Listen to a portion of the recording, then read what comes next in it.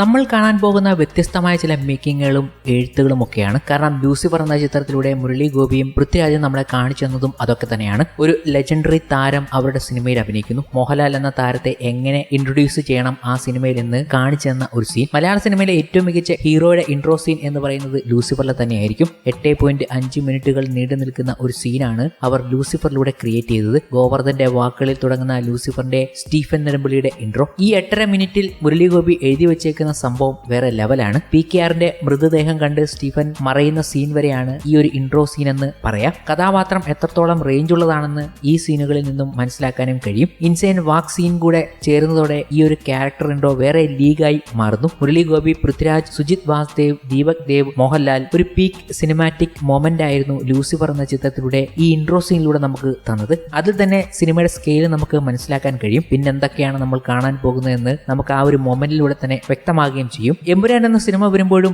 ഇതുപോലുള്ള സംഭവങ്ങൾ എന്തായാലും ഉറപ്പാണ്. ടീസറിൽ കാണിച്ച പോലെ ഖുറേഷി വന്നിറങ്ങുന്ന ഹെലികോപ്റ്റർ സീൻ തന്നെയായിരിക്കും മോഹൻലാലിന്റെ ഇൻട്രോ എന്നൊക്കെ നമുക്കിപ്പോൾ പറയാൻ കഴിയും. അത് ഇതുപോലൊരു വാക്കുമൊക്കെ നമുക്ക് മോഹൻലാലിന്റെ കാണാനും കഴിയും എന്നതും ഓർക്കുക. സ്റ്റീഫനിൽ നിന്നും നമ്മൾ കാണാൻ പോകുന്നത് ഖുറേഷിയാണ്. സ്റ്റീഫന്റെ ഇൻട്രോ ലൂസിഫറിൽ കണ്ടെങ്കിൽ ഖുറേഷിയുടെ ഇൻട്രോ നമ്മൾ തുടക്കത്തിൽ എമ്പുരാനിൽ കാണും. കൂടാതെ എമ്പുരാന്റെ ഒടുക്കത്തിൽ സ്റ്റീഫൻ നെടുമ്പള്ളിയുടെ മറ്റൊരു വരവും പ്രതീക്ഷിക്കാം. ഇങ്ങനെ ചില വ്യത്യസ്തമായ മുഹൂർത്തങ്ങൾ എമ്പുരാനിൽ കണ്ടേക്കാമെന്ന് പ്രേക്ഷകർ പോലും ഇപ്പോൾ അനുമാനിക്കുകയാണ്. കാരണം വലിയ ചർച്ചകൾ തന്നെയാണ് സോഷ്യൽ മീഡിയയിൽ എമ്പുരാനുമായി ബന്ധപ്പെട്ട് നടക്കുന്നത്. എമ്പുരാനെ കുറിച്ച് പറയുമ്പോൾ അത് കണക്ട് ചെയ്ത് പറയാനുള്ളത് ലൂസിഫർ തന്നെയാണ്. ലൂസിഫർ ഒന്നുകൂടി നമുക്ക് മുന്നിലേക്ക് എത്താൻ പോവുകയാണ്. ഇതൊക്കെ നമുക്ക് കണക്ട് ചെയ്ത് സംസാരിക്കാനും കഴിയും. മോഹൻലാൽ, പൃഥ്വിരാജ് ടീം ഒന്നിക്കുന്ന എമ്പുരാൻ എന്ന ചിത്രം സാമൂഹ്യ മാധ്യമങ്ങളിൽ ചർച്ചാ വിഷയമായി തുടരുകയാണ്. സിനിമയുടേതായി 36 ക്യാരക്ടർ പോസ്റ്ററുകളും വീഡിയോകളുമാണ് അണിയറ പ്രവർത്തകർ പുറത്തുവിട്ടത്. ഇതിൽ ഏറ്റവും അധികം കാഴ്ചക്കാരെ സ്വന്തമാക്കിയ വീഡിയോകൾ സംബന്ധിച്ച് രസകരമായ ചർച്ചകളാണ് നടക്കുന്നത്. സിനിമയിലെ കഥാപാത്രങ്ങളെ പരിചയപ്പെടുത്തിക്കൊണ്ടുള്ള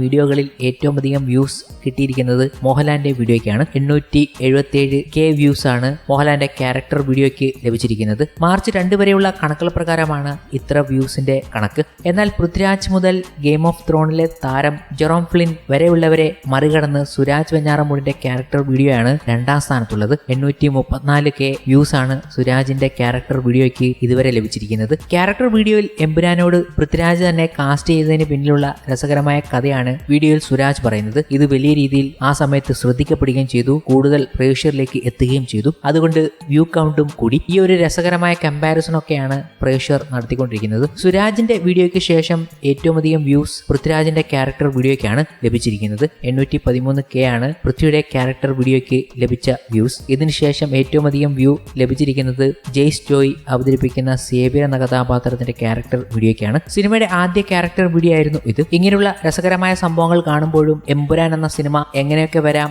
ഏതൊക്കെ രീതിയിൽ അതിനെ കാണിക്കും എന്ന കാര്യങ്ങളൊക്കെ പറഞ്ഞു വെക്കുകയാണ് പല പ്രേക്ഷകരും.